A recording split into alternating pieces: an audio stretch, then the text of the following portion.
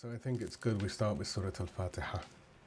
Bismillah ar-Rahman ar-Rahim, alhamdulillah rabbil alameen, ar-Rahman ar-Rahim, maliki yawmiddin, iyaka na'budu wa iyaka nasta'een, ihdina as-sirata al-mustaqim, sirata alladhina an'amta alayhim ghayri al-maghdubi alayhim wa lad-dallin, sadaqallahu al-aliyyul azim. أعوذ بالله السميع العليم من الشيطان اللعين الرجيم بسم الله الرحمن الرحيم الحمد لله رب العالمين وصلى الله على سيدنا محمد وعلى آل بيته الطيبين الطاهرين ولعن الله على أعدائهم أجمعين من الأولين والآخرين آمين يا رب العالمين أما بعد السلام عليكم ورحمة الله.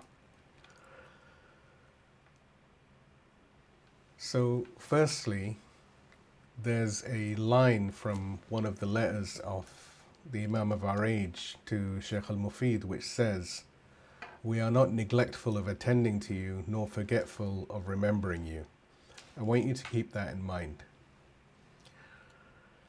Now, look at your right hand. Some of you are wearing a ring on it. Not on the left, but on the right.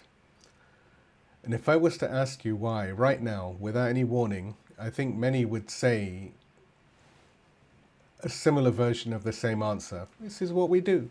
It's something that we do. Now that's not a bad answer, it's an honest one, but it's worth knowing that it's not the whole answer, and that there is a sentence underneath it, and that the sentence is more than 1,000 years old. And here it is. And you can find the references all in the write-up. The distinguishing signs of the believer are 5. The 50 prayers, the visitation of Arba'een, wearing a ring on the right hand, placing the forehead in the dust, and reciting in the name of God, the All-Merciful, the Especially Merciful, out loud. Now, we heard that sentence just a few weeks ago on the night of Arba'een. It was the anchor of that night. And some of you will remember it, and others will have forgotten it, and that's fine. That's what these nights are for. But two things about it before we go on, and I want to say to both of them out loud, because this series does not hide its working. The first, the chain of that narration is what the scholars call mursal, meaning it is transmitted without the full sequence of names that would let us trace it back link by link. That doesn't make it false. It means it comes to us with a gap in the proverbial paperwork. Our tradition has a whole science for measuring exactly that kind of gap. And we're going to meet the man who built that science in about 40 or so minutes. But I'm not going to sit here and present it to you as though it were airtight, because it's not. And everyone deserves to be told. The second, the wording. Salat al-Khamsin, the 50 prayers. That's what the Tahdhib gives us, 50. Yet on the night of Arba'een, I said 51. And I was not wrong, because Misbah al-Mutahajjid and most of the other transmissions read Ihda wa Khamsin, meaning 51. The 17 units of the daily obligation, plus the 34 of the recommended prayers that surround them. 2 books, 2 numbers, 1 word of difference. I could have quietly said 51 again tonight, and no one would be any the wiser. I'm telling you instead because a community that only hears the tidy version of its own sources eventually stops being able to tell the difference between a source and a slogan. So, 50 in one book, 51 in the other. Now let us get to the question. Somebody had to write that sentence down. Somebody had to hear it and check it and decide it belonged in a book, and copy that book and get copies out of the city before the city was taken apart. Otherwise, you'd be wearing that ring on that hand for a reason you could not name, and your grandchildren will be wearing it for no reason at all. So who kept it? We've already met him, we just didn't know his name. So, after the session tonight, go and take down your Mafatih al-Janan. Every house should have one. It's on a shelf somewhere, perhaps with a broken spine, perhaps with a bookmark in it that hasn't moved in a few years. Open it anywhere. A great deal of what is inside that book, the supplications for the nights, the visitations, the prayers of the months and the days, comes to Shaykh Abbas al-Qummi through one earlier collection, and that is Misbah al-Mutahajjid wa Silah al-Muta'abbid. The lamp of the one who keeps vigil and the weapon of the devoted worshipper. That is the book. When you read from Mafatih, you're very often reciting somebody else's book one step removed. Now think back to session 63, where we met the compilers, Shaykh al-Kulaini and his al-Kafi, and Shaykh al-Saduq and his Man La Yahduruhu al-Faqih. Two of the four foundational collections of hadith in this school. There are four. Two of them are the work of one man. And it's not Shaykh al-Kulaini and it's not Shaykh al-Saduq. And one more. This series, this whole series, all 41 sessions of it, from session 61 to session 101, has a single subject underneath it. How does the guidance of the Imam of our age reach us during his absence? That is the question. Everything else is a mere chapter of it. The first great book our tradition wrote on his absence is also his. Not a footnote, not a simple minor transmitter, not one voice among many. Abu Ja'far Muhammad ibn al-Hasan al-Tusi. Born in Tus in Khurasan in the month of Ramadan in the year 385 of the Hijrah, which is, in the calendar most of us live by, around autumn of the year 995. And the community that came after him did not, in the end, call him by that name at all. Please give me a loud salawat and we move to a recap of some of the previous sessions and then we carry on.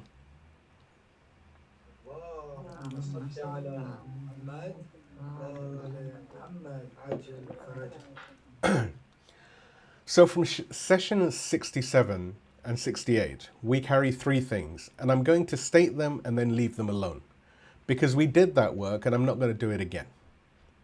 First, he was Sayyid Murtada's closest student, and when his teacher died, he inherited the seminary, the Dar al-Ilm, the library and the network of students that reached from Baghdad all the way to the Mediterranean coast. Second, the chair of theology given to him by the Khalif al-Qa'im bi-Amrillah, the most senior teaching appointment the Abbas al-Khalif capital had to offer, given to a Shi'i scholar. Third, and this is the one I'm going to state and then refuse to explain, he ended his life in Najaf. That is the fact. He left the greatest city he had ever known, the city he had lived in for nearly 40 years, and he went south into the desert and lived out his life beside a grave, and he was buried in the house he lived in over there. We're going to spend 3 entire sessions on that one fact, and I'm not going to touch it tonight, but hold this while we go. He had choices. Ibn al-Baraj was in Tripoli, his own student, established with a community all around him. As-Salar was in Aleppo, again, his own student. And Abu Salah was in Greater Syria. These are people we have mentioned in the previous sessions. If you're not sure who they are, please revert back to the previous sessions. You can find them all on our website, truthpromoters.com. He could have gone home to Khurasan, where he was born and where his family was. Yet he walked 150 kilometers into the desert to live next to a grave. Hold on to that. We come back to it in 2 weeks. Tonight we do something simpler. Tonight we learn his name. And then we find out that it's not a name. So if you go looking for this man in English, you will find him under a title rather than a name. You will find him as Shaykh al-Taifa. And 9 times out of 10, the English books will translate it for you as the Shaykh of the sect. I want you to take that translation, put it down and step away from it. It is wrong. Not even slightly wrong, it is wrong in all the directions that matter. Sect is very close to the opposite of what that word actually means. And by the time we finish this section, you will understand why. And the man himself would have been baffled by it, because the word in his title is not a sociological term. It is a word out of the Quran, and it comes with a job attached. So let us take it apart. 4 steps, and we will go and meet him. So start underneath the word, at its root. Taifa is built on three letters: Ta, Waw, and Fa. And if those three letters sound a little bit familiar to everyone, they should. They are the root of the word tawaf, the circling of the house of God, what everyone does in Mecca, what Abraham and Ishmael, peace and blessings be upon them both, built the house for. That root, and the Ta'ifa is the group from Tafa Yatufu, to circle, to go around. You can find all the references in the write-up. Here is what that actually means. A Ta'ifa is not a group defined by its edges. It is not a group defined by who is outside it, or by what has broken away from, or by the wall around it. A Ta'ifa is a group defined by what it goes around. And there is a second thing that the lexicographers give us, which I want you to hold alongside this first. Ibn Manzur, who wrote the very well-known Lisan al-Arab, which is a lexical work on the Arabic language, under this same root says, and you can find the reference in the write-up, and the ta'ifa of a thing, a portion of it.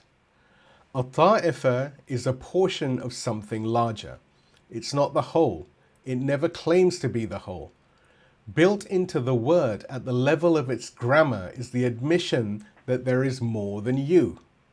Now hold those two things together, because between them they have already destroyed the translation. A group defined by what it circles, which is only ever a part of something bigger. That is not a sect.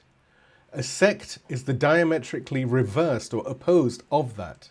A sect is a group defined by its boundary, which believes it is the whole. Now the Quran, because this word is not neutral vocabulary. When the Quran uses it, it hands it in an assignment. 2 verses do the work, and the first one is in the battlefield. This is Quran, Surah An-Nisa, the chapter of the women, 4th chapter of the Quran, verse 102, where Allah subhanahu wa ta'ala says, "And when you are among them and lead them in prayer, let a group of them stand with you and let them carry their arms. And when they have prostrated, let them be behind you, and let the other group come forward, which has not yet prayed, and let them pray with you, taking precaution and carrying their arms." This is what is known as Salat al-Khawf, the prayer of fear. We discussed this briefly during the days of Ashura. The army is exposed, the enemy is watching, and the Prophet, peace and blessings be upon him, his family and righteous companions, is going to lead the prayer anyway. So the community splits. One ta'ifa prays. The other ta'ifa, and this is the word the Quran uses, stands behind them with its weapons in its hands, facing outward, not praying, but watching, keeping guard. And when the first group has prostrated, they change places. Think about it again, and think about and understand what is actually being described. The ta'ifa is the portion of the community that stands watch so that the rest can pray. This is the cleanest definition of a Hawza you will ever hear in your life. And it's in the Quran. And it has nothing whatsoever to do with sects.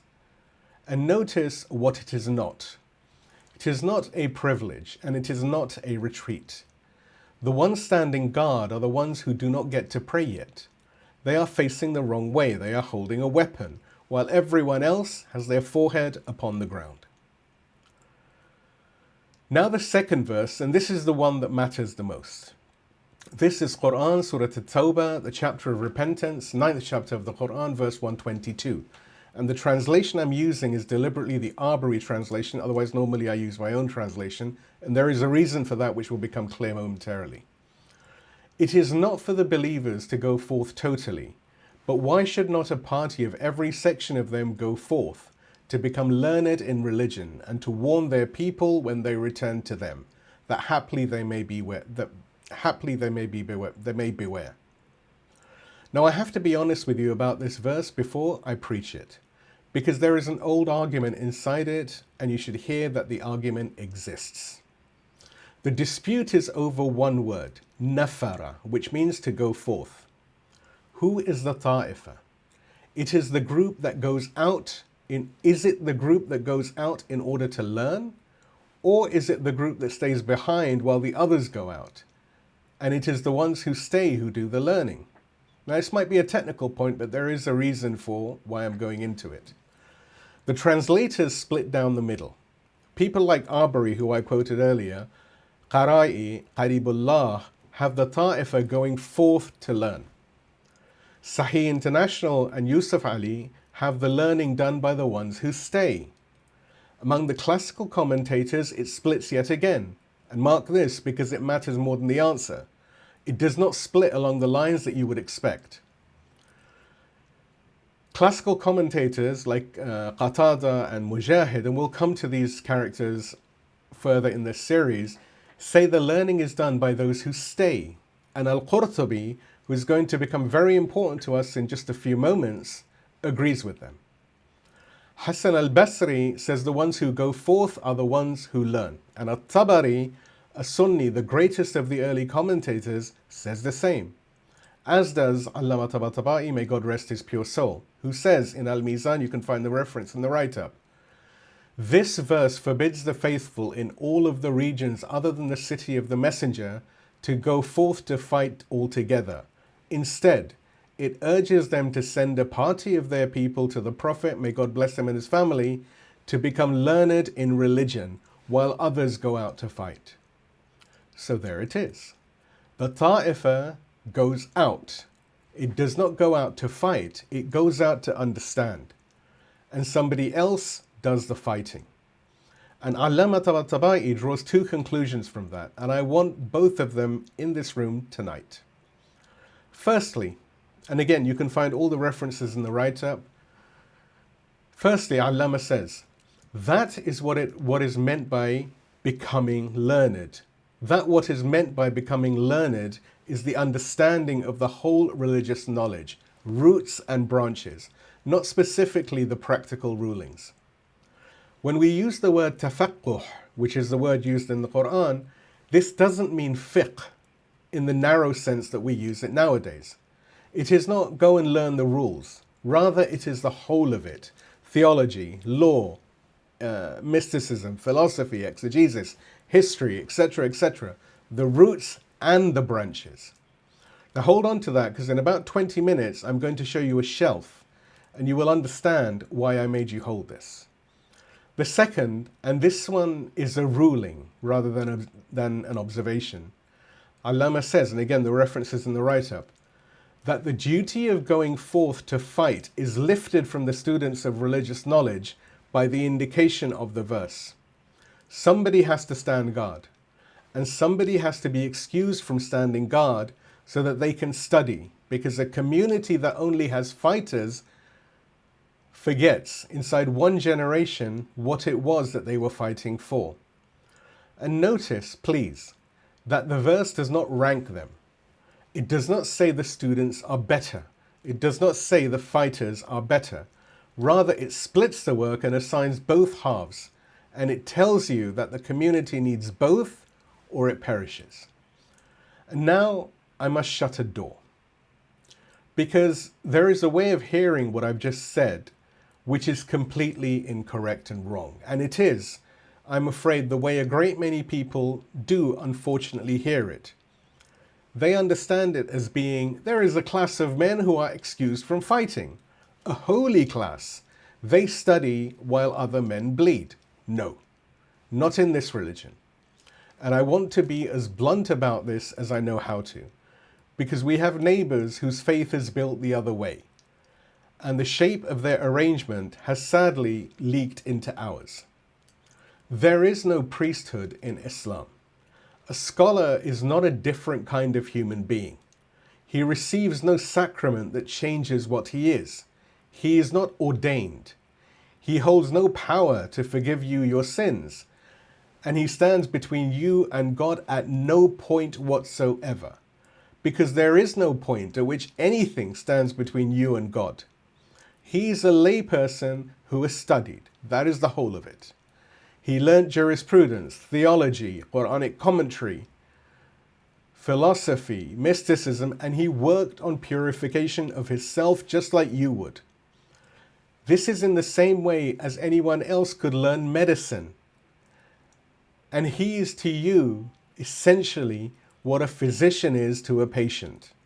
An expert you consult, not an intermediary that you require. And the turban and the cloak are not holy garments. They are qualifications. They are the letters after the surgeon's name, worn on our heads and over our shoulders because our tradition is older than paper certificates. Ayatollah al-Murtada Mutahhari, may God rest his pure soul, who thought harder about the structure of the seminary than almost anyone in the last century, argued exactly this, that Islam has no clerical class in that sense, in the sense that the word carries elsewhere. The religious scholar is a teacher, not a caste and not a guild set apart from everyone else. Now hear what the Prophet has said the scholar actually inherits. The Prophet has said, and you can find this reference in the write-up, the scholars are the heirs of the prophets. The prophets did not leave behind a dinar or a dirham as inheritance. They left knowledge. So whoever takes of it has taken an abundant share. The heir of the prophets. And the very first thing the Prophet does with that sentence is tell you what the estate does not contain. No dinar and no dirham. Hold on to that because we're coming back to it before this hour is out. So the exemption in the verse is not privilege, and it's not a permanent condition. It is a posting, and postings change. When the danger to a community is to its mind, when its young people are being argued out of their faith and becoming confused in a way that nobody else in the room can answer, then the scholar's place is at the desk, and going to the front instead would be akin to desertion. And when the danger is to the body, he picks up his rifle and he goes. That is not a theory. Look at what's actually happened in recent history. In Iraq, in the Iraqi rising against the British in around 1920, the men who led it were Maraja, Mirza Muhammad Taqi Shirazi, and after him Shaykh al-Sharia al-Isfahani, not blessing the fighting from a safe distance, but ordering it and directing it. The fatwa that began the revolt was Mirza Muhammad Taqi Shirazi's, and he died in the middle of it. Our current leader, Imam Sayyid Mujtaba Khamenei, may God protect him, who saw the Iran-Iraq war with his own eyes, has spoken about the seminarians killed at the front, and about two of them that he had known personally. One of them had been his own study partner for years. They had worked through the likes of Sharh Lum'a and al-Makasib together, page by page, before he went and he did not come back. And Imam Khomeini put the standard on the seminarians themselves in one of the last things he ever wrote to them. You can find the reference in the write-up. Imam Khomeini said, "In truth, nothing else is expected of the authentic scholars of Islam and of Shi'ism, except that in calling to the truth and on the bloodied road of the people's struggle, they should themselves give the first of the sacrifices, and that the closing seal upon their ledger should be martyrdom." The first of the sacrifices, not the last, and certainly not exempt. And the seminaries did not send their students to watch. They buried a great many of their own, and their names are still known and well known throughout the entire seminaries and the madrasas that they studied in. There is one more thing, and I don't want to let it slip past you. It was not only the men, and they did not all go to fight. Some went so that the fighting would stay clean. Some went so that the wounded could be tended to. Scholars and students, and women amongst them, went to the front lines to make certain that the soldiers knew the law of war, that they were looked after and healed when they were injured. But more importantly, within the law of war, they knew what may be struck and what may never be struck. What is done with a prisoner? Where is the limit, the tending to an injured prisoner? Where the limit is, and that the limit is not moved just because you're winning or just because you're losing. Their job was to stop an army becoming the thing that it was fighting. That is the Taifa standing guard in the other direction.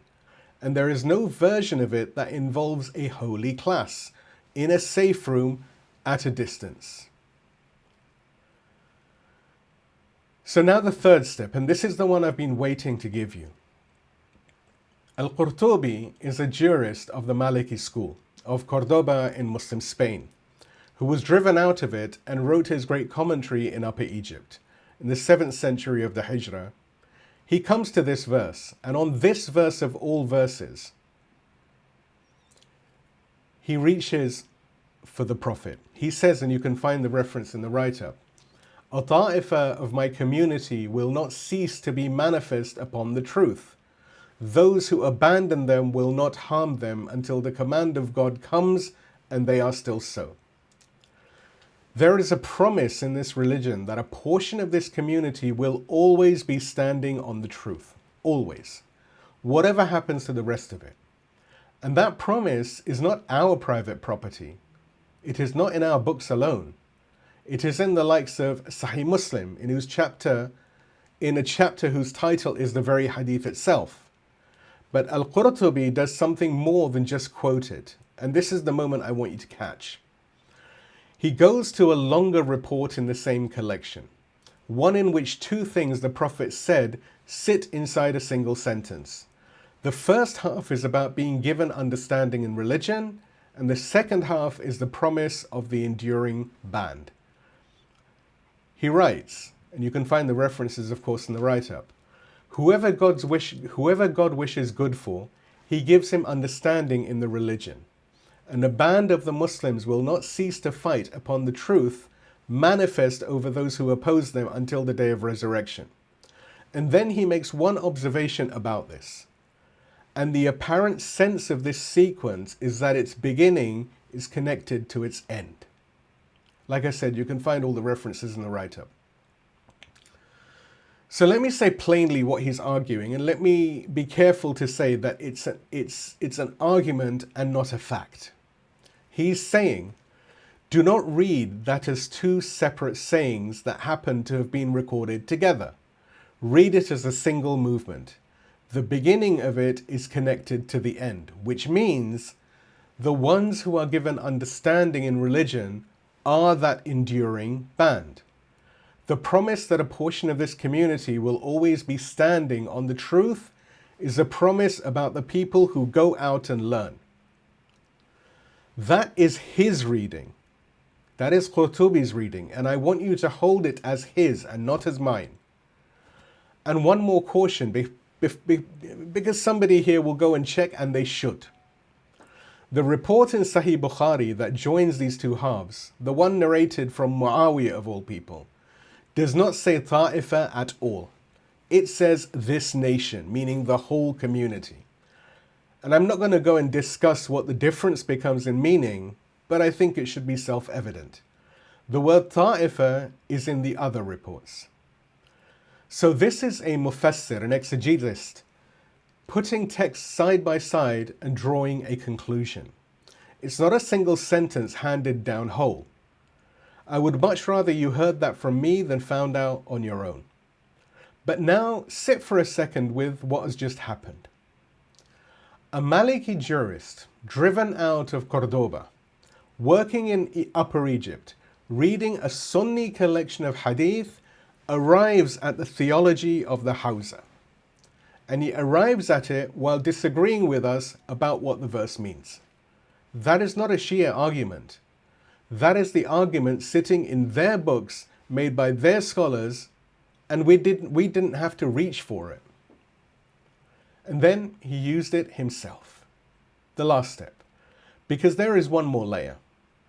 In the classical literature of the school, a ta'ifa with the definite article, the, al, unqualified, no adjective, means us. When a jurist writes ijma' al-ta'ifa, the consensus of the ta'ifa, everyone knows exactly which group is meant. It was the word the community used for itself from the inside, and he, Shaykh al-Tusi, used it. Here he is in his own book, in his own voice. You can find the reference in the write-up. He says, moreover, that which is well known, in which there is no doubt among the Taifa, is that the Imamah is not in two brothers after Imam al-Hasan and Imam al-Hussein, peace and blessings be upon them both. He used the word for his own community, and then his community used it for him. Now, I went looking for the first man to do that, for the first person to write Shaykh al-Taifa down and mean Shaykh al-Tusi by it. And I want to tell you honestly that I couldn't find it. There is no decree, there is no year that you can point to. Nobody stood up in a mosque in Najaf and announced it. It simply appeared in the biographical dictionaries, being used as though everybody already knew. Now, I thought that was a failure of my research, but on reflection, I've decided that that is the point. A title given by a committee is an award. A title that simply accretes over generations because nobody can think of anything else to say, that's a different kind of thing entirely. So here is where we have got to. Every scholar in this tradition is a sheikh. Many of them are a sheikh of a school or a city or a generation. We have met several already in this series, and we will meet more. One man in 1,000 years is called the sheikh of the Taifa.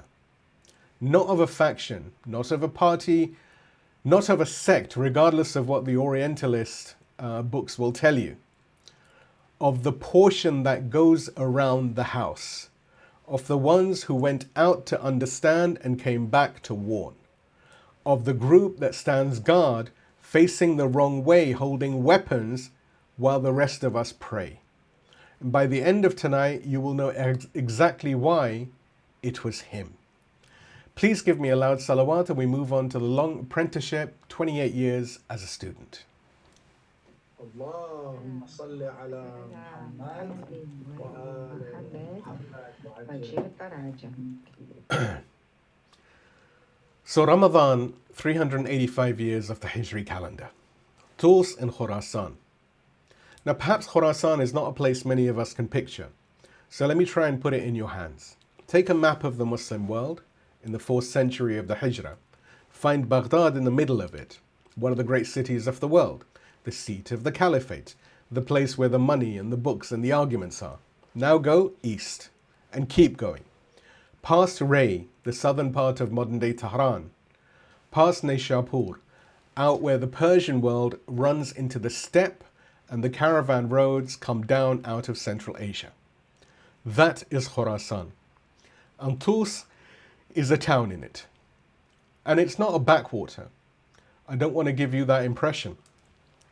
Khurasan in that century was producing extraordinary people, and it was also the burial place of Imam al-Rida. But Khurasan is the place that's producing at that time, it's the country of Ferdowsi, and it would give us the likes of al-Ghazali within a lifetime. And 200 years later, Khwaja Nasir ad-Din Tusi, another al-Tusi that we will come to in forthcoming sessions. But it was a very long way from the center. And everybody who lived there knew it, and every ambitious young man in Khurasan grew up knowing that the road to anything ran west. He was born there in the month of Ramadan, in a family we know almost nothing about. And that's worth pausing on for a moment. We have no story of his childhood, no account of a precocious boy astonishing his teachers, no dream his mother had before he was born, no miracle at the cradle.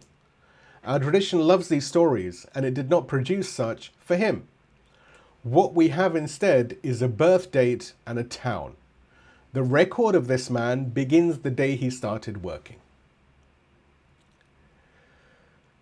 Now it's 408 of the Hijrah, and he is 23 years old, and he leaves Tus.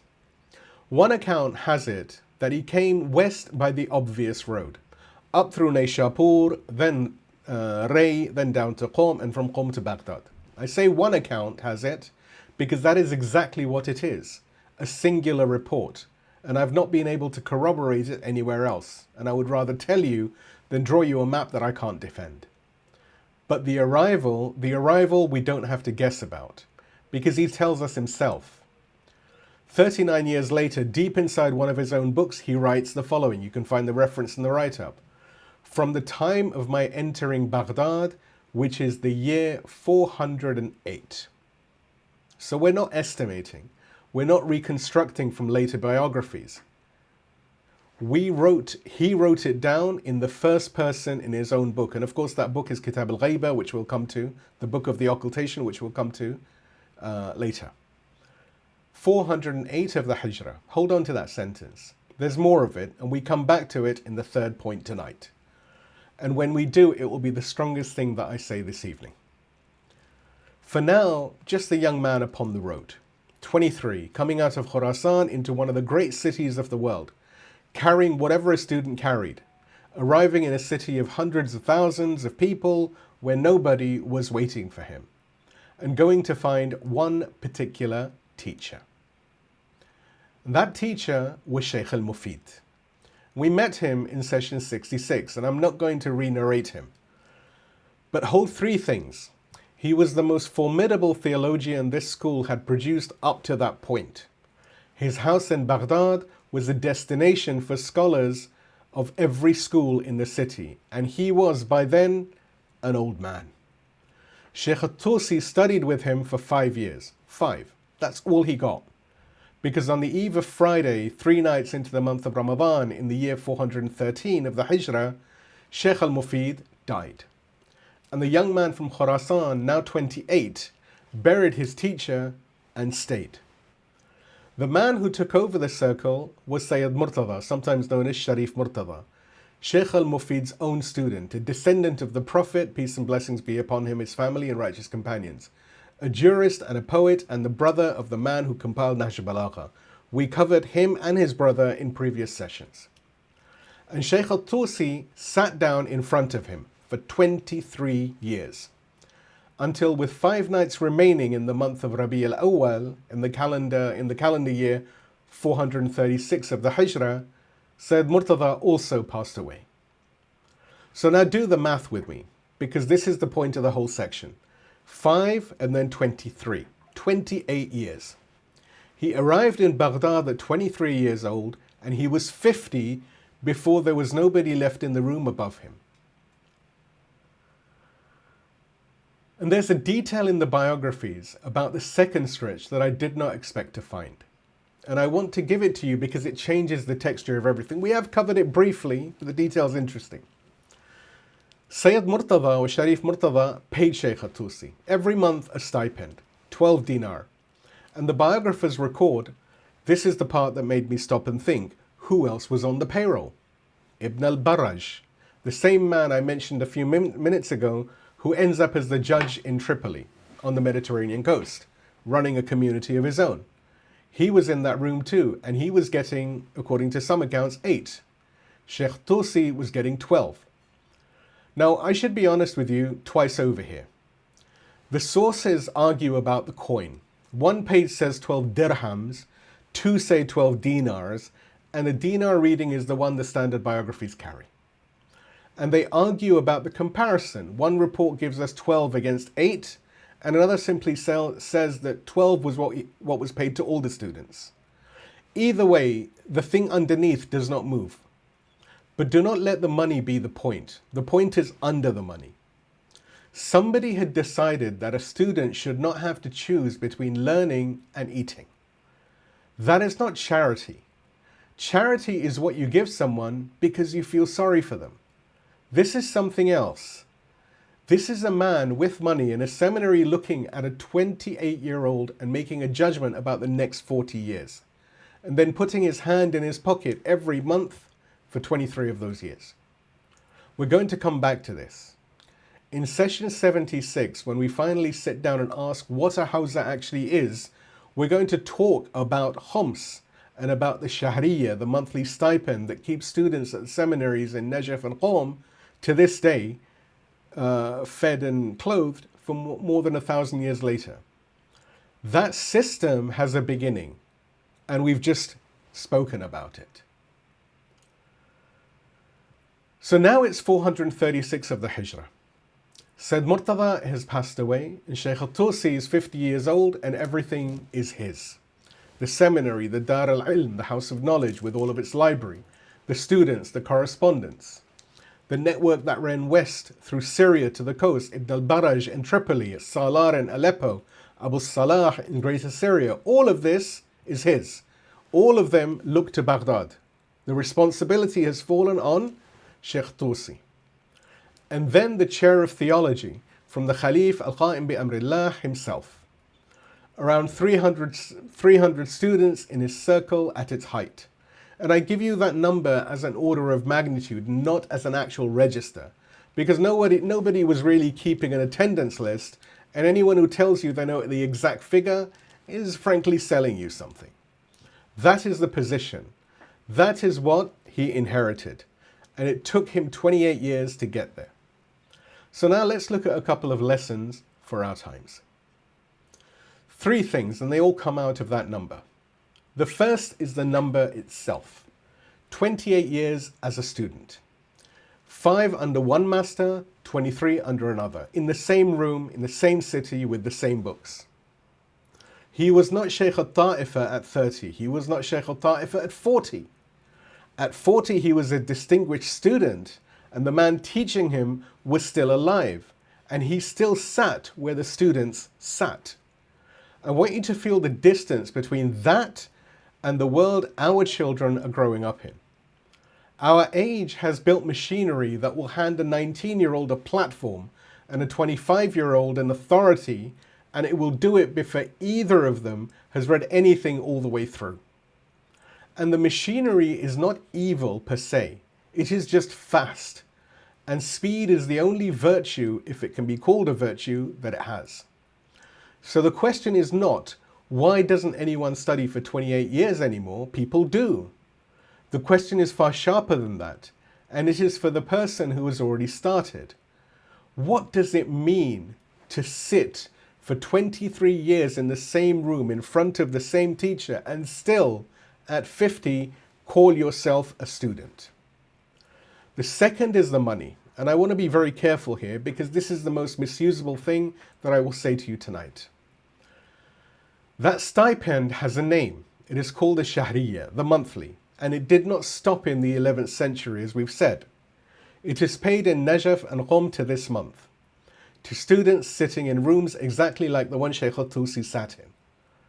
And here is the thing almost everybody gets wrong about it. It is not a rich man's gift. It does not come out of a patron's pocket as a favor. It comes out of the obligatory giving of ordinary believers, and principally out of the Sahm Imam, the Imam's own portion of the Khums, which we will be discussing in future sessions.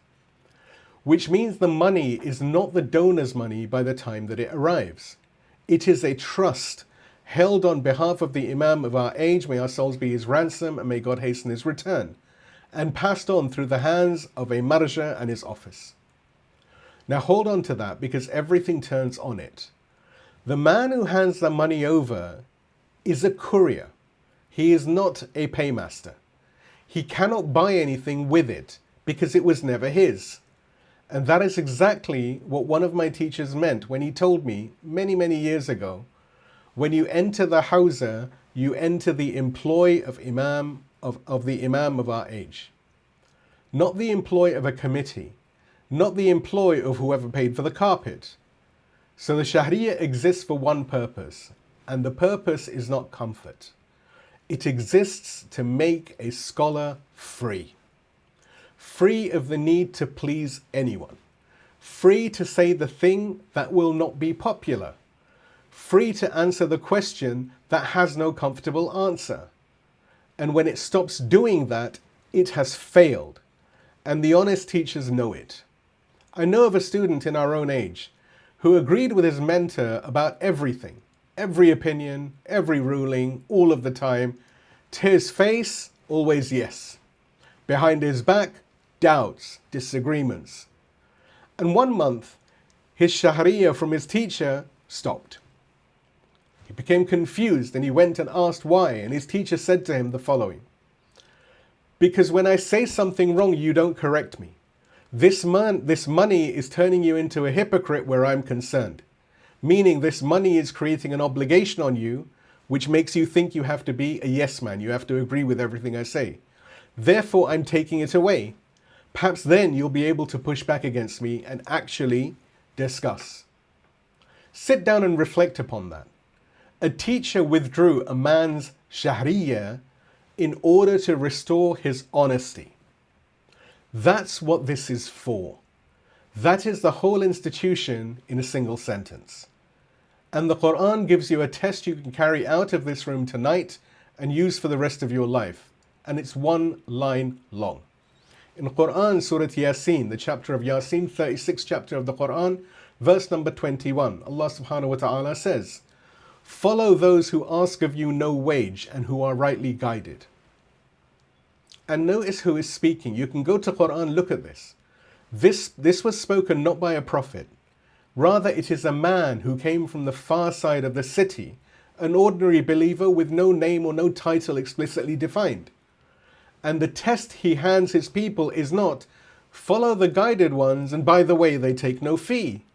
The two are joined. The absence of the fee is offered as part of the evidence of the guidance. And now I have to say the hard part. And I'm going to say it plainly because I've sat in my own front room with people this has been done to. There are places, perhaps not here, but not far from here either, where the whole thing has been turned upside down. Where a speaker is booked for sums of money that would keep a family for a year or potentially more. Where a center then goes to its congregation and asks households for a figure, £72 a head, £96 a head, £313 a head, or whichever number has been deemed to sound holy this year. And where the asking is done in such a way that a man who cannot afford it cannot say so out loud. And I've seen what that does. I've sat with men who work 2, sometimes 3 jobs, and who have gone to lenders no bank would let them near, and borrowed at interest rate that you would not believe me if I said them, so that they could pay what they had been told their love for Imam al-Hussein required. Listen to what God says about preachers who put people in that position. This is Quran, Surah Al-Qalam, the chapter of the pen, 68th chapter of the Quran, verse number 46. Allah subhanahu wa ta'ala says, "Or do you ask of them a wage so that they are weighed down with debt?" The word used is maghram, debt.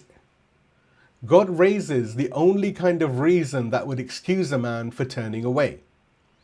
You must be charging them and they must be in debt because of it, and then rules it out because the Prophet asks for nothing, which tells you exactly what it means when the charge is true. 1400 years ago, and it names a loan taken out last year at an interest rate no one should ever have been offered. So let me say 3 things as clearly as I know how to. God needs nothing from you.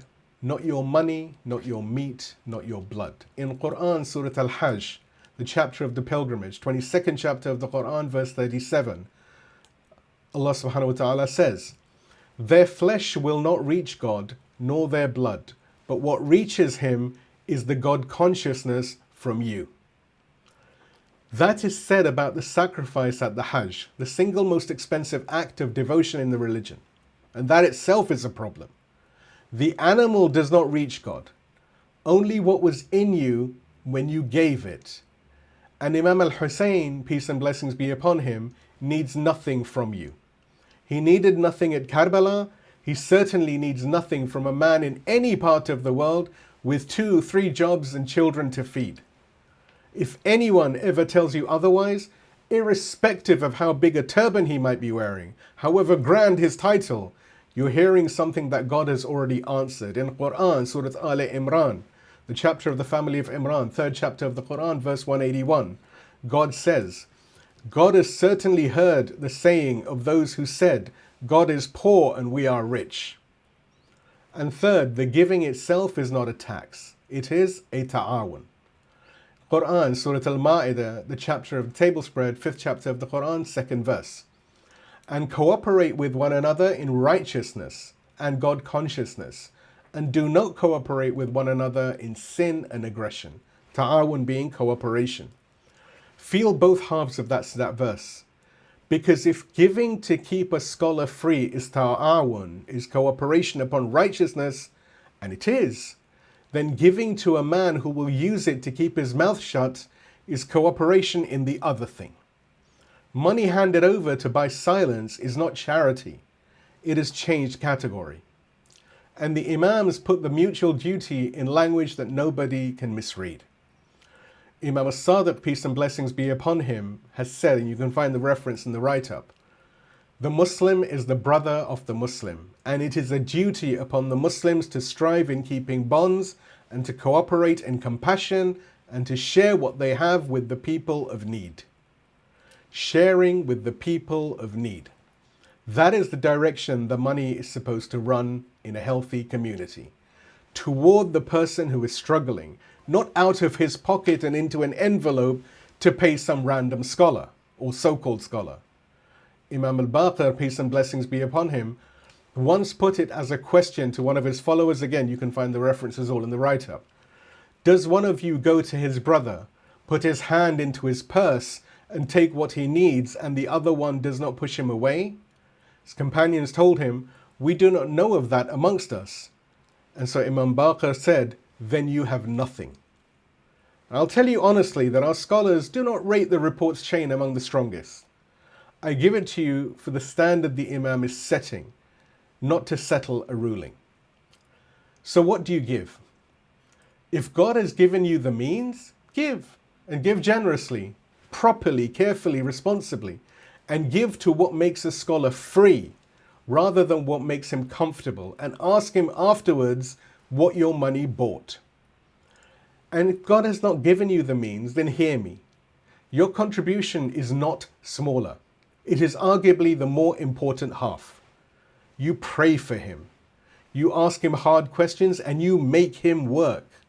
Because a scholar who is never questioned rots.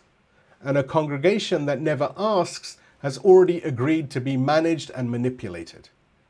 You carry what he teaches out of the room and into your house and into your workplace and to your colleagues and friends.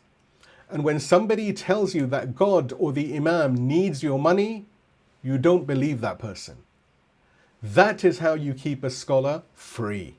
Not by paying more, by needing him to be honest and letting him see that you need him to be honest.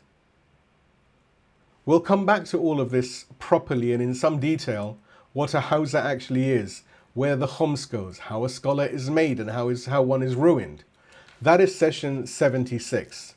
And I promised you that night, on the 13th night of the Shahada series, the third night of our Arba'een sessions, and I haven't forgotten.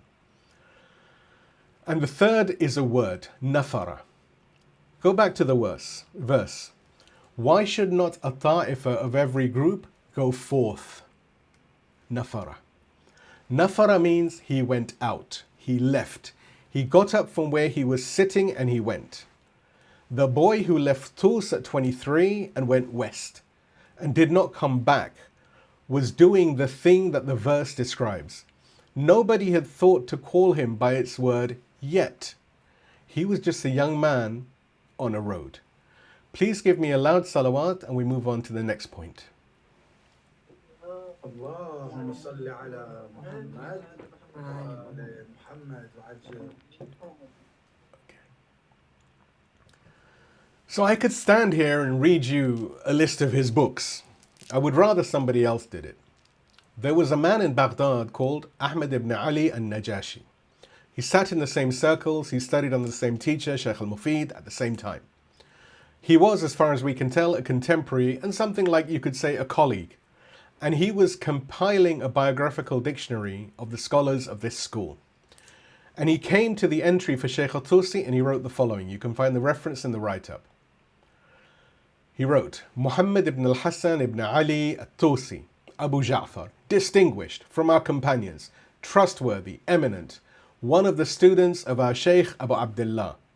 He has books among them, the book of the refinement of the rulings, and it is a large book, and the book of reflection, and the book of the apparatus of the principles of jurisprudence, and the book of men, those who narrated from the Prophet and from the Imams, and the book of the catalogue of the books of the Shia and the names of the authors, and the book of the extensive work in jurisprudence, the book of the elucidation in the exegesis of the Quran. Read it slowly and let those titles fall. And I'm going to say them in Arabic now and we'll go through them. تهذيب الأحكام, الاستبصار, عدة العصول, الرجال, الفهرست, المبسوط, التبيان. And note who is speaking. This is not a devotee 3 or 4 centuries later polishing a legend. This is a man who sat in the same room. He says, our Shaykh Abu Abdullah, that Shaykh al-Mufid. He is saying, he and I had the same teacher. Jalil, Thiqa, Ain, distinguished, trustworthy, eminent. And those are technical words, by the way. In this science, they are like grades, not just compliments. Thiqa means you may rely on what this person transmits. And then a colleague writing in the same city in the same lifetime simply lists what the man has produced. And the list is a library. Take the first two. Tahzib al-Ahkam, the refinement of the rulings. It began as a commentary on his own teacher's book, Shaykh al-Mufid's al-Muqni', and it grew into something else entirely. Roughly 13,500 narrations, and it is the book with the ring in it. The ring, the hadith that we mentioned earlier. The sentence I had read to you at the beginning of the evening about your right hand, it's in there, it's in Tahdib. Then you have al-Istibsar, the reflection. Around 5,500 narrations, and this one is stranger, and I want you to sit with what it's for. He did not compile it to collect the reports that agreed with each other. He compiled it to collect the ones that fought. That is its stated purpose. Reports that appear to contradict one another, where one narration says this and another narration says that, and both are in our books, and a jurist trying to derive a ruling has to do something about it. He gathered them, and then he spent an entire book working out what to do. Sit with that. That is not the behavior of a man building a case. A man building a case buries the contradictions. That is the behavior of a man building a discipline. Someone who has decided that the difficulties belong in the open, catalogued with his name upon the cover. Now go back to session 63. Shaykh al-Kulaini gave us al-Kafi. Shaykh al-Saduq gave us Man La Yahdharuhu al-Faqih. There are 4 foundational books of hadith in this school, as we've said.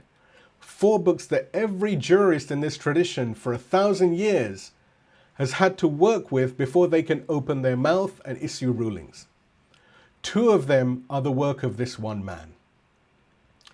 And now the third one, and this is where the pattern starts. At-Tibyan fi Tafsir al-Quran, the elucidation, 10 volumes of commentary on the Quran. And here is how it opens. And the reference, of course, is in the write-up. Sheikh al-Tusi writes, to proceed, what prompted me to begin the work of this book was that I did not find anyone among our companions, early or late, who had produced a book containing an exegesis of the whole Quran and encompassing the various branches of its meaning. 3 words in there, and I don't want you to walk straight past them. Early or late, ancient and modern. He did not assume nobody had done it. He looked backwards through everything the school had produced since the time of the Imams, peace and blessings be upon them, and forwards through everything his own generation was writing, and he came up empty. 400 years of scholarship in this school and not one complete commentary or tafsir on the Quran. Nobody commissioned this book. Nobody was complaining about the gap. Nobody had noticed there was a gap. That is what a gap is. He noticed, and then he filled it, and it took him 10 volumes. Now the 4th. And for this one, you need to hear what was being said about us, meaning the Shia. This book is known as al-Mabsut, the extensive work. 8 volumes of jurisprudence. And in the preface, he does something scholars almost never do. He tells you exactly what was said to him in the words in which it was said. You can find the reference in the write-up. Shaykh al-Tusi writes, "To proceed, I do not cease to hear our opponents, among those affiliated with the science of the branches, ascribing to the jurisprudence of our Imami companions a paucity of branches and of questions, and they say, they are a people of padding and contradiction, and that whoever rejects analogy and independent reasoning has no path to a multiplicity of questions, nor to branching them out." That's not one insult, count them. Number one, you have very little, قلة الفروع, a paucity of branches. Your jurisprudence is thin, there simply is not much of it.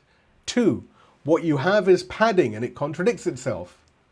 That is the sharpest of the three, and it is the one that would have hurt. It is not saying that you're wrong, it's saying you're not serious.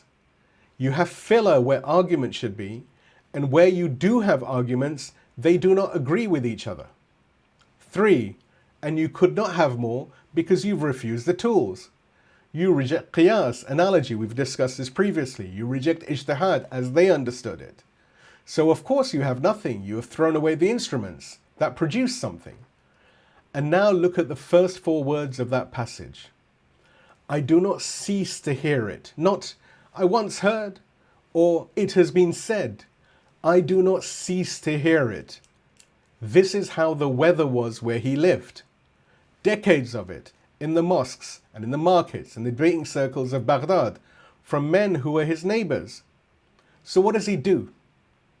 He does not write a letter to the editor. He does not write a defense or a rebuttal or a treatise on why the insult is unfair. He writes 8 volumes of jurisprudence and he puts them on the table. And there is a lesson sitting in that which I do not want to over-explain, so I will say it once. The answer to "you have nothing" is never "yes, we do." The answer is a shelf. But al-Mabsut is not the remarkable one. It is remarkable, but it's not the remarkable one. This one is Al-Khilaf, the book of disagreement. Comparative jurisprudence, running the positions of all the schools side by side, question by question. Think about what that book required of the man who wrote it.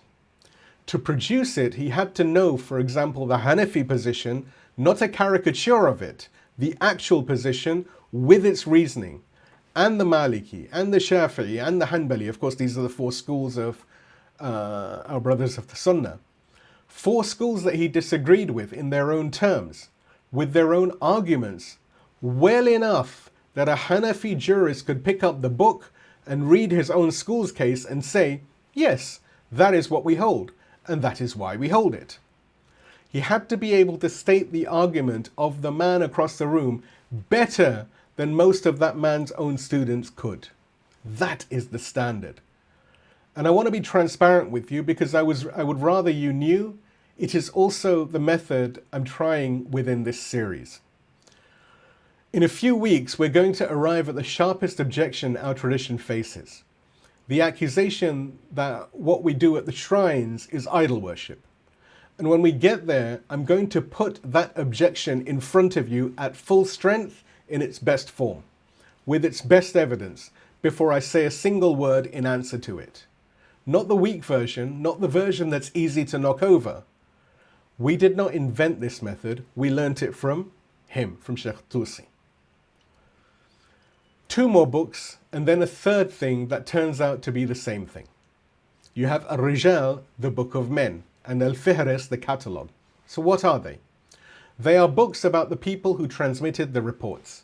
Who is this man? When did he live? Who did he study with? Is he reliable? If he's not, why not? And who says so? Stop and consider what kind of mind produces this. Here is a religion that runs on transmitted reports. Somebody said something, somebody else wrote it down, it came down a chain of hands for 400 years, and it arrived in your book. And this man's response to that situation is to build an entire science whose only subject is, how do we know if we can trust this? Not, here is the truth, but rather, here is the machinery by which we test claims to truth. And here is what it says about every single link in the chain, including the links we would rather it did not. That is peer review. Centuries before anybody in the world had had the phrase. And that is why approximately an hour ago I was able to stand here and tell you that the hadith about your right hand comes to us mursal, with a gap in the chain. I could tell you that because he, Shaykh al-Tusi, built the tools that let me see the gap. He gave us the instrument that we use to audit him. Please give me a salawat, and then we move to the third book nobody had written. اللهم صل على محمد وآل محمد. Now the last one in this set, Uddat al-Usul, the apparatus, his work on the principles of jurisprudence, the theory underneath the law, what counts as evidence, how you reason from a text, what to do when two sound sources point in different ways. And in its preface, he does the same thing that he did in al-Mabsut. He tells you what was said to him, except this time it's not an insult, it is a request. He writes, and you can find the reference in the write-up. And you said, this is a discipline of knowledge which must be attended to with the utmost seriousness, because the whole of the Sharia is built upon it, and knowledge of none of it is complete without mastering its principles. And whoever does not master its principles is merely a reciter and an imitator, and is not a scholar. And I am answering you in what you have asked. I want to be precise about who is speaking there, because it will be very easy to get it wrong, and I have seen it gotten wrong. This is not Shaykh al-Tusi. This is not Shaykh al-Tusi announcing the importance of his own subject. Look at the first word, وَقُلْتُمْ, and you said. He is quoting the people who came to him. He's putting their words in the mouth they came out of. And then he says, fine, I will answer, which is better, because it means what you're hearing is not a scholar advertising. It is a community walking up to a man and telling him what it lacks. Nobody has written this, and without it we are reciters and imitators and not scholars. And he says, I'm answering you in what you have asked. So now I want you to stop. Go back over the last 20 or so minutes and look at what's actually happened. At Tibyan, I did not find anyone who had produced a book containing an exegesis of the whole Quran. Al-Mabsut, they say we have a paucity of branches and that we do not have more. Uddat al-Usul, you said nobody has written this and without it we're imitators. 3 books, 3 prefaces, the same kind of sentence underneath all of them in slightly different keys. He wrote the books that were missing, not the books he wanted to write. Not the books that would have been easiest or the most admired or most his own. He went looking for the holes in the tafsir, in the fiqh, in the theory underneath the fiqh, in the science of those who can be trusted, and he filled them one after another for 40 years and more. There is a kind of person who asks, what do I want to build? And there is a kind of person who asks, what is missing? And they don't produce the same life. So what are the lessons for our time in this? The first, how a community answers contempt. He was told his tradition was thin, padded and self-contradictory, and he answered with jurisprudence rather than with grievance. I do not think that is only a lesson about scholarship. Our community has been told a great many things about itself, in this country and elsewhere. And there is always a choice about how to answer. And the loudest option is almost never the one that lasts. Nobody now reads what those men said about us in the markets of Baghdad. Everybody who studies the law still opens al-Mabsut. Second, al-Khilaf is the harder book. Anyone can make their own case. Making your opponent's case accurately in a book with your name on the cover, and doing it so well that your opponent recognizes himself in your pages, that is an entirely different order of things. It requires you to have actually listened. And the reason most of us cannot do it is not that we lack the ability. It is that somewhere along the way we decided we already knew what the other person was going to say. And third, go back to the verse, that they may gain deep understanding in religion. Allama told us that this word means the whole of it, roots and branches, not just a single specialty. Now look at the list one more time. Hadith twice, Quranic commentary, jurisprudence, comparative jurisprudence, legal theory, biographical evaluation, theology, the occultation. That is not a man with a career. That is a man carrying out an instruction. Please give me a loud salawat and we move to the final point, which is the book about waiting, written while the city fell.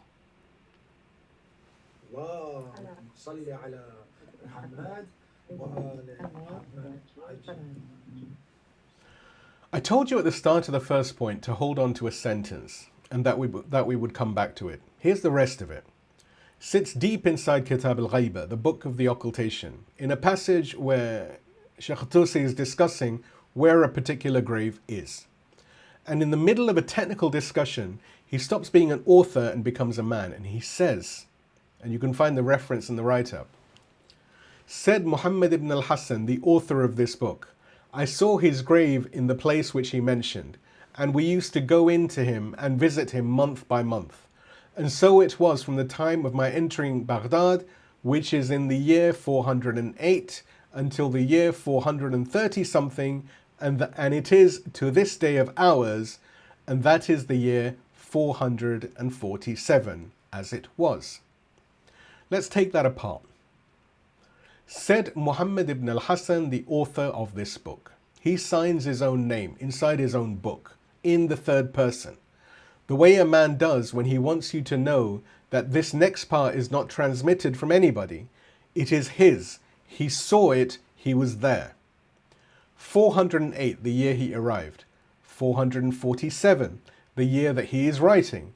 39 years in one sentence in his own hand. And what is he telling you he did with them? Month by month, every month, for 39 years, this man went to visit a grave. Not once, not just on anniversaries, not when there was a crowd going. Monthly, from the year he arrived in the city as a 23-year-old until the year he was 62 and everything was about to be taken from him. Now, I told you at the start of this evening that I was not going to explain Najaf tonight, and I'm not going to. That's in session 71. And I want you to arrive there with the question still sharp. But hold this one thing. The man who ended his life living beside a grave in the desert had been walking across Baghdad to stand at a grave every month for 39 years first. That's all I'm going to say. Take it home with yourselves. Now, the book that sentence is sitting in, Kitab al-Ghaiba, the book of the occultation. This is the foundational early work of our tradition on the absence of the Imam of our age. May our souls be his ransom and may God hasten his return.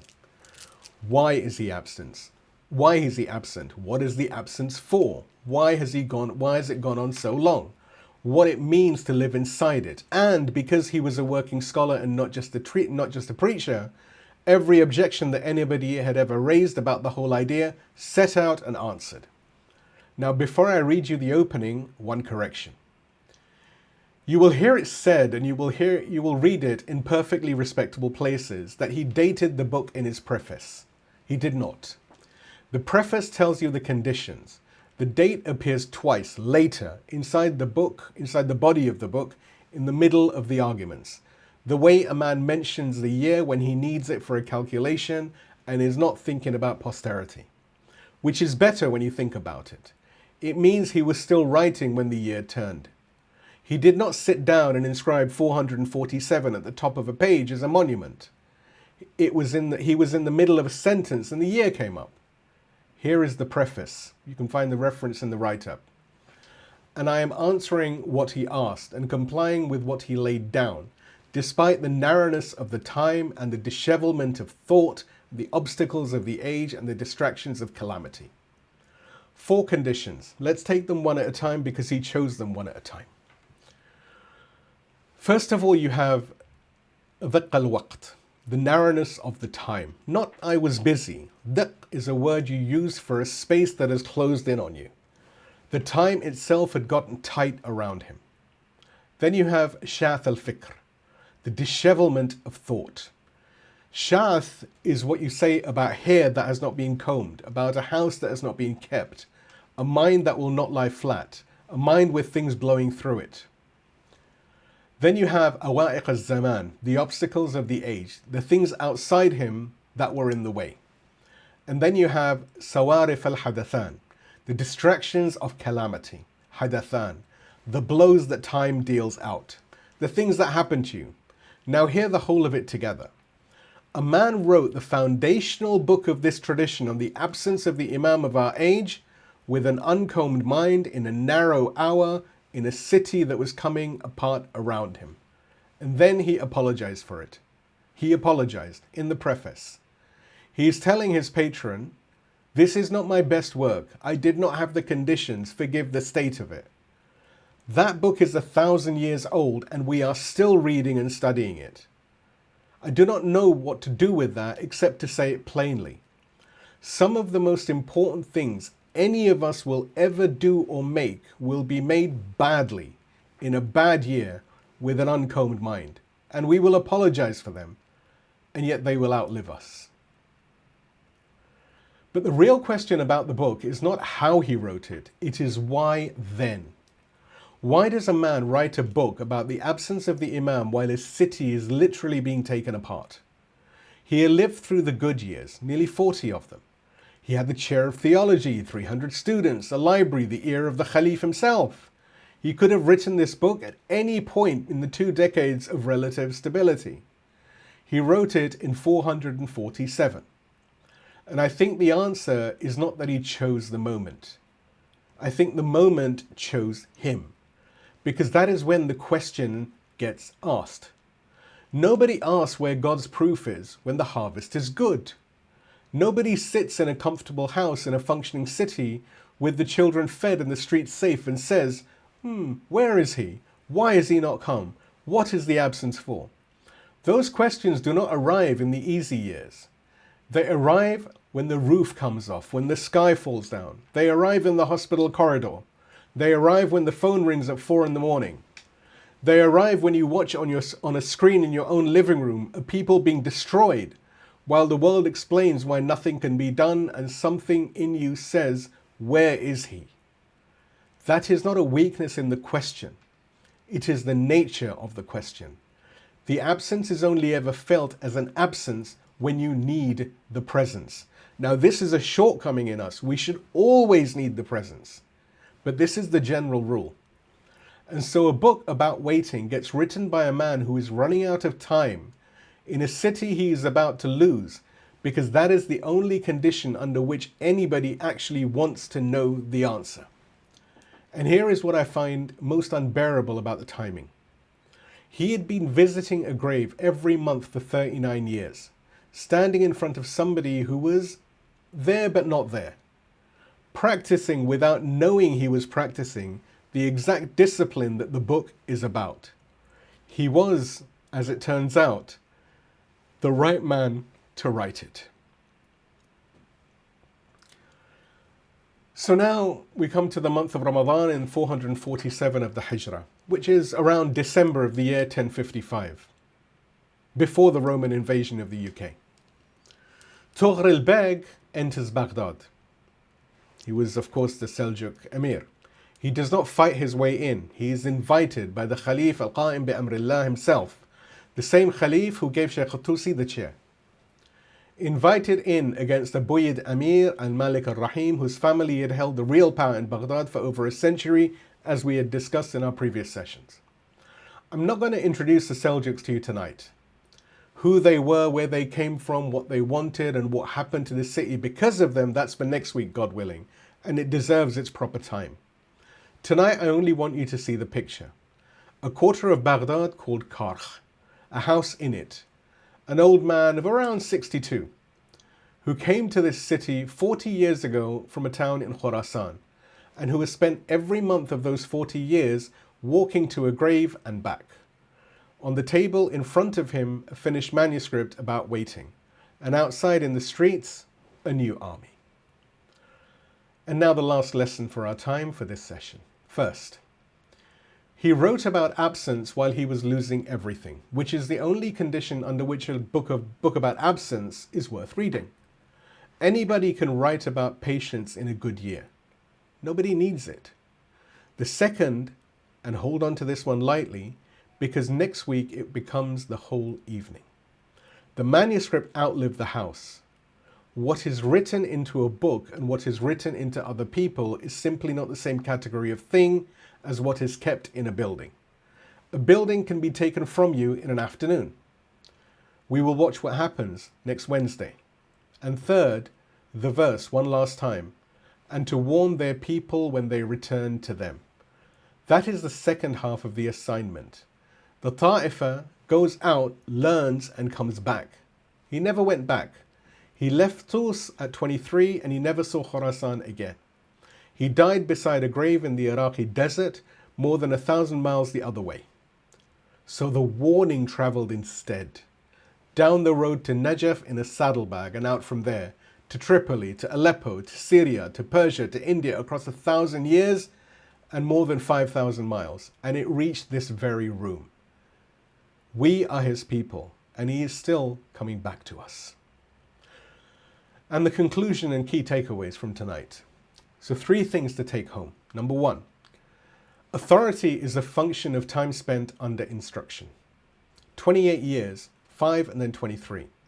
He was 50 before there was nobody left in the room above him. And the community that eventually gave him its own name did not give it to him until he had spent his whole life earning it for everybody else. 2, a community answers contempt by building, not by arguing. They said our jurisprudence was thin and padded and self-contradictory. He wrote 8 volumes. Nobody now reads the insult. Everybody still opens the answer. 3, the work that survives an empire is the work that was already inside other people. We will find out next week exactly how true that is and what it costs. And then the title, which is where we started. He went out to understand and he came back to warn. He stood guard, facing the other way, holding a weapon so that the rest could pray. That is the Taifa of the verse. And he did it so completely for so long in so many directions at once that a community simply stopped looking for another word. Next week, they come for the house. Please give me a salawat. We have a short eulogy, then we have the maqtal, then a short supplication, and then we'll end. Allahumma salli ala Muhammad wa ali Muhammad. So come back to me, come back rather with me to the beginning, before the library, before the title, before the desert, 413 of the Hijrah. The eve of Friday, 3 nights into the month of Ramadan, the 30th of November in the year, around 1022. Shaykh al-Mufid dies in Baghdad. He's 76 years old. He has been the head of this school for a generation, and the man who leads the funeral prayer over him is his own student, Sayyid al-Sharif Murtada, a descendant of the Prophet, peace and blessings be upon him, his family and righteous companions, standing in front of the body of the man who taught him everything.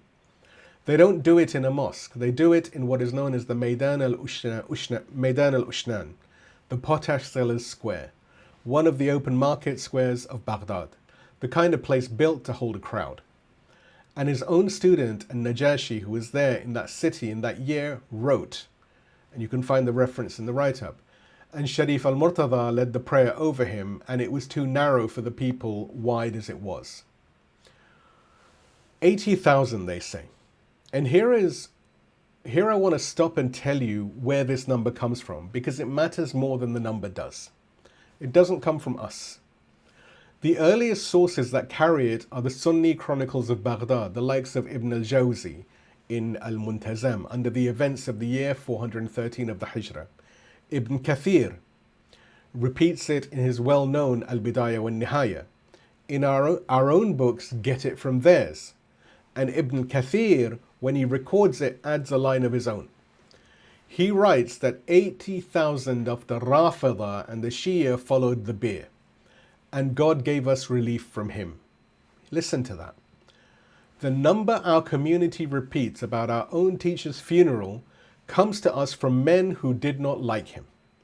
One of them stood in the city, counted the crowd, wrote the figure down, and then thanked God the man was dead. He still counted the crowd. That's why I believe the number. A friend might round up. Nobody in the history of the world has ever exaggerated the size of a funeral he was glad to see. They buried him in his own house. Years later, they moved him to the Qurayshi cemetery, and he lies there now, among the graves of many of the Imams and the Imamzadas, peace and blessings be upon him. Now, somewhere in that square, the Quraysh cemetery is Kadhimiyya. Now, somewhere in that square, in that crowd, too big for it, there is a young man from Khurasan. He's 28 years old, and he's been in the city for 5 years. He came a very long way to sit in front of that man, and he got 5 years. And now he is standing in the market square in a crowd of strangers, watching his teacher, Shaykh al-Mufid, be carried out. He does not know yet that the man leading the prayer will teach him for 23 more years. He does not know that he will bury him too. He does not know that 35 years from now, he will be an old man on a road going south, and that he will be carrying a manuscript, and that people not yet born will call him by a name that is not his. He's just a young man in a crowd who has lost his teacher. And years later, decades later, when he came to write the catalogue of the scholars of this school, he reached the entry for Shaykh al-Mufid. And what he wrote was not an assessment. He writes, you can find the reference in the write-up, excellent of mind, subtle of perception, ready in reply. Hadir al-Jawab, ready in reply. The answer was always there. That is not biography. That is a man remembering what it was like to be in the room. That is what you write about somebody when you can still hear their voice. And both of them, the teacher who received the letters from behind the veil and the Sayyid of the house of the Prophet who prayed over him in the market square, both of them spent their lives on behalf of one man who was not there, the same one who is not here tonight. So now we have a short segue to the maqtal, but before we do, let's look at what day this is. Before we hear this, I have to tell you what day this is. Tonight is the 28th of Safar. You already know what that means, but say it out loud with me anyway, because we have just spent some time on the machinery of this religion, and we should not close without naming the wound it exists to bind.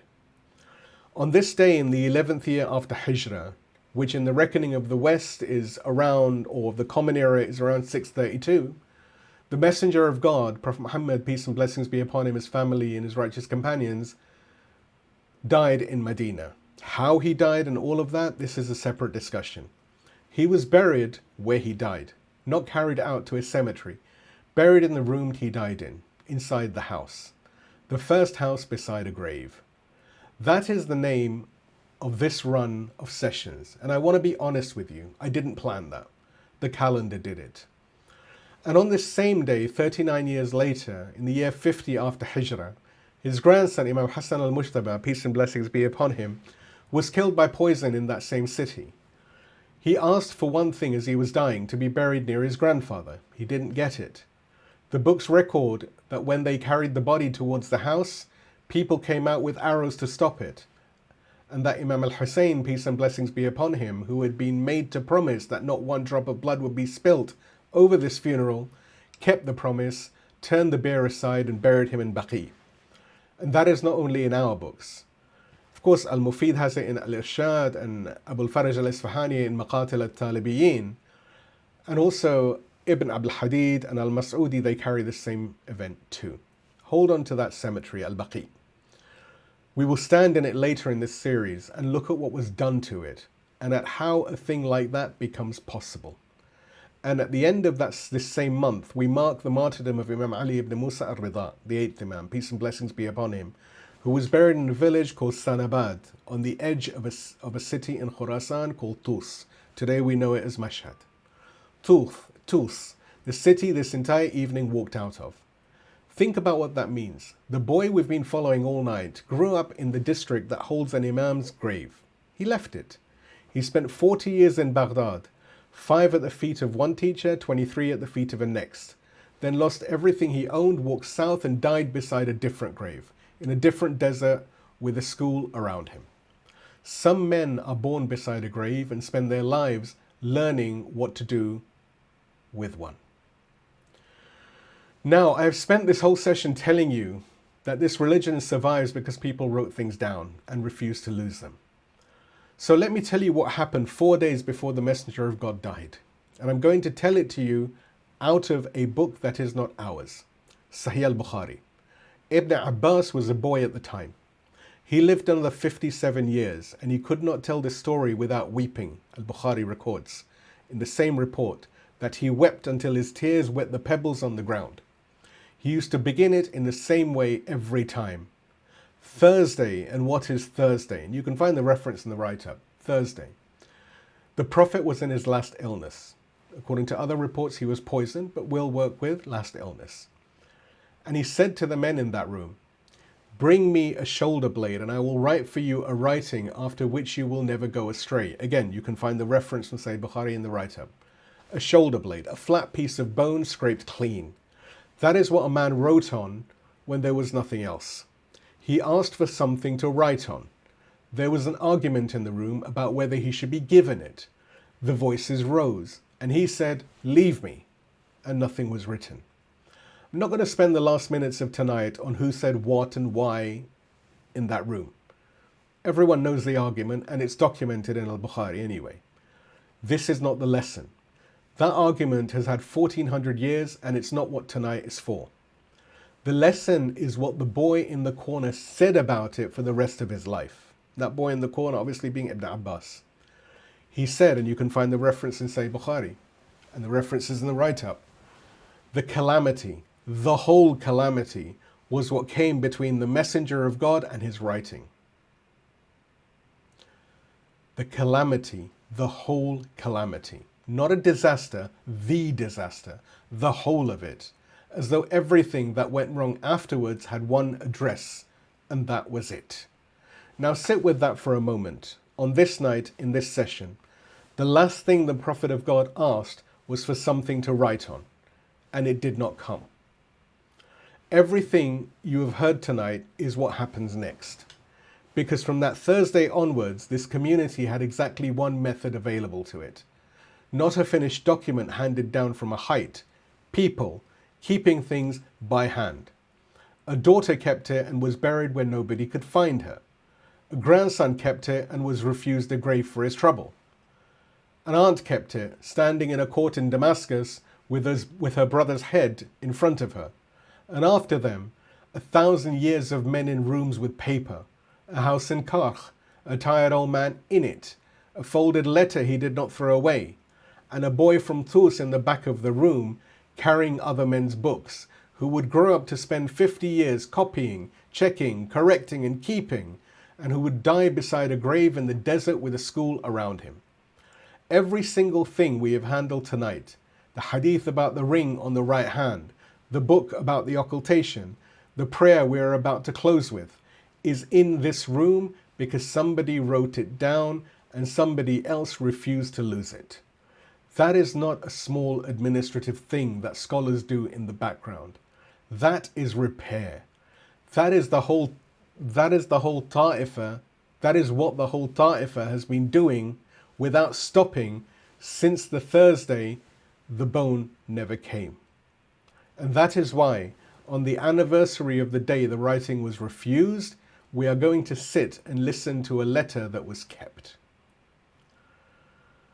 Before it begins, let me tell you honestly what you're about to hear, because you should never be in any doubt. This is not a reciter, it is not a person. It is a voice made for this series in clear English, belonging to no living man. An imagining of the voice of the Imam of our age, may our souls be his ransom and may God hasten his return, speaking from behind the veils of his absence, looking back across the years at people he was watching the whole time. It is a vessel for his words. It is nothing more than that, and we will not pretend it is anything more than that. And tonight of all nights, it is not just a device. We've spent an hour with a man who wrote a book about the absence of the Imam of our age. Tonight the Imam speaks. He speaks about 2 letters that come to a house in Baghdad. One in the month of Safar in the year 410 of the Hijrah, and one on Thursday in Dhul Hijjah in the year 412 of the Hijrah. Letters addressed to Shaykh al-Mufid by name. And one honest word before you hear it, in a manner of things, everything else tonight. Those letters carry no chain. There is no line of transmitters to weigh. No, he told me from him, so on. All the text says is that the man who delivered the first one stated that he had brought it from a district adjoining Hijaz, and then he is never mentioned again. At-Tabarsi gives a full chain for the passage on the very next page of the same book. For these he had none, and he did not pretend otherwise. A letter with no chain, from a place not quite named, carried by a man nobody identifies, which is, when you think about it, very nearly what correspondence from behind a veil would have to look like. And in that house, at that time, 24-year-old, 2 years into his studies, there was a young man from Khurasan. Let us now listen to the maqtal, the letters that he kept. Please give me a salawat, and we go to the maqtal. اللهم صل على محمد وآل محمد عجل.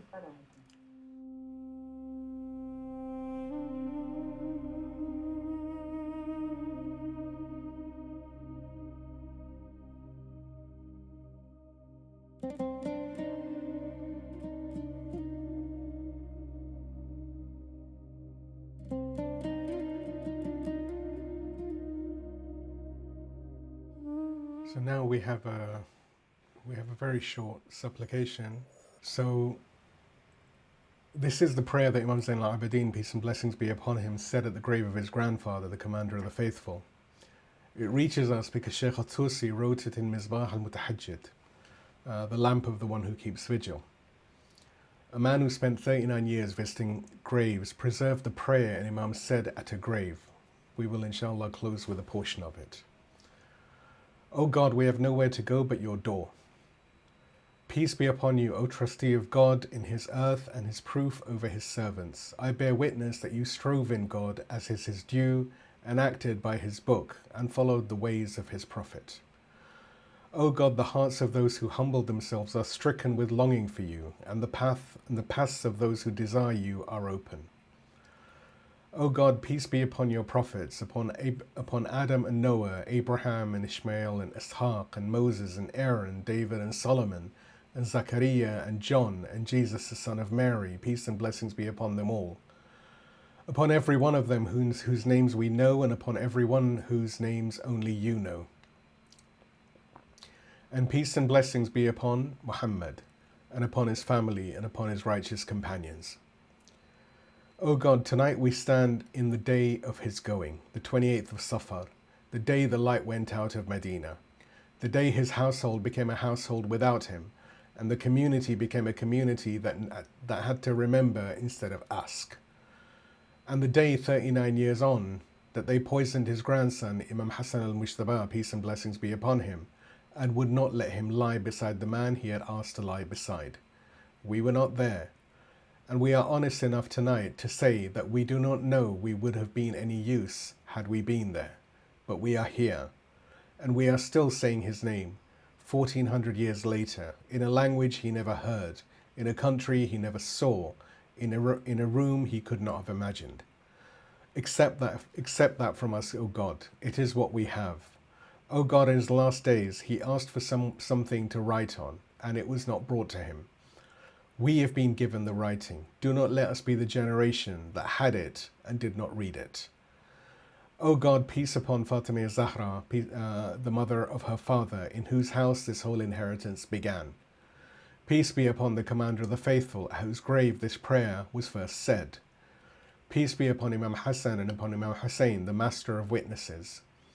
Peace upon the Imams of guidance, one after another. Peace and blessings upon them all who taught and were poisoned and taught again. O God, tonight we ask you for the ones who carried it, for the teachers, the ones who sat in the rooms of Baghdad and Qom and Najaf and Aleppo and Tripoli and so on, and copied and checked and corrected and taught men younger than themselves and did not live to see what became of them.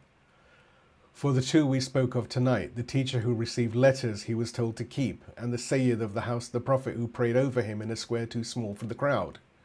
For the student who sat for 28 years and inherited everything, and lost it, and walked south with what he could carry. O God, for every one of them whose names we still say, and for the far greater number whose names nobody remembers, the copyists, the students who never became scholars, the ones who fed them, the ones who paid the 12 dinars and never saw what it bought, accept it from them. They did it for us and they never met us. O God, we pray to you for Imam Sayyid Mujtaba Hussaini Khamenei. May you protect him, the Wali Faqih of our time. Preserve him for us, strengthen him, guide him, make him the leader you have appointed him to be, until the Imam of our age returns and the trust he carries is handed back to its rightful holder. O God, hasten the return of the Imam of our age. May our souls be his ransom. He wrote to a man in Baghdad 1,000 years ago and told him, "We are not neglectful of attending to you, nor forgetful of remembering you. O God, let us not be forgetful of him.